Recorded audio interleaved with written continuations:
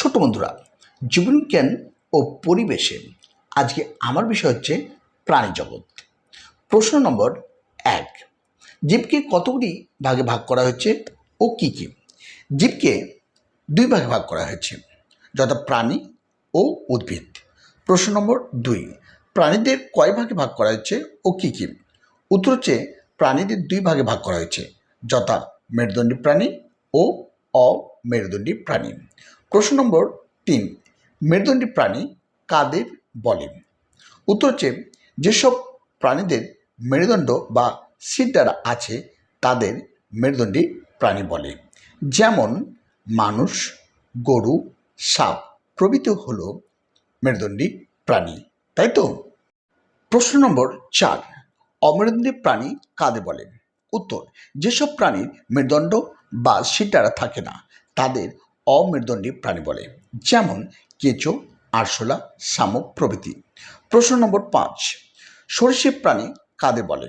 উত্তর হচ্ছে যেসব মেরুদণ্ডী প্রাণী শান্ত বুকে ভর দিয়ে চলে, যাদের দেহ ছোট ছোট আঁশ দ্বারা ঢাকা থাকে, তাদের সরীসৃপ প্রাণী বলে, যেমন সাপ, গিরগিটি, টিকটিকি প্রভৃতি। প্রশ্ন নম্বর 6, স্তন্যপ্রায়ী প্রাণী কাদের বলেন?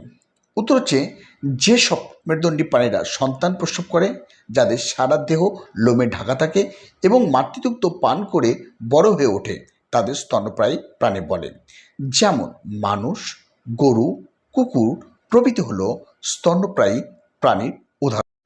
প্রশ্ন নম্বর 7, খেচর প্রাণী কাদের বলে? উত্তর, যেসব প্রাণী তাদের ডানার সাহায্যে উঠতে পারে তাদের খেচর প্রাণী বলে, যেমন পাখি। প্রশ্ন নম্বর 8, পার্শ্বরেখা কি? উত্তর, মাছের দেহে কানকো থেকে ল্যাজ পর্যন্ত দেহের দুই দিকে লম্বালম্বি একটি দাগ দেখা যায়, এই রেখাকে পার্শ্বরেখা বলে, এটি মাছের স্পর্শেন্দ্রিয়। প্রশ্ন নম্বর 9, রুই মাছ কিসের সাহায্যে শ্বাসকার্য চালায়? উত্তর হচ্ছে রুই মাছ ফুলকার সাহায্যে শ্বাসকার্য চালায়। প্রশ্ন নম্বর 10, রুই মাছের কটি পাখনা আছে? উত্তর হচ্ছে রুই মাছের 7টি পাখনা আছে, তাই তো? প্রশ্ন নম্বর 11, মাছের দেহের কয়েকটি অংশ ও কী কী? উত্তর হচ্ছে মাছের দেহের 3টি অংশ, যথা মাথা, দেহকাণ্ড ও ল্যাজ। প্রশ্ন নম্বর 12, কেঁচোকে অঙ্গুরিমাল প্রাণী বলে কেন?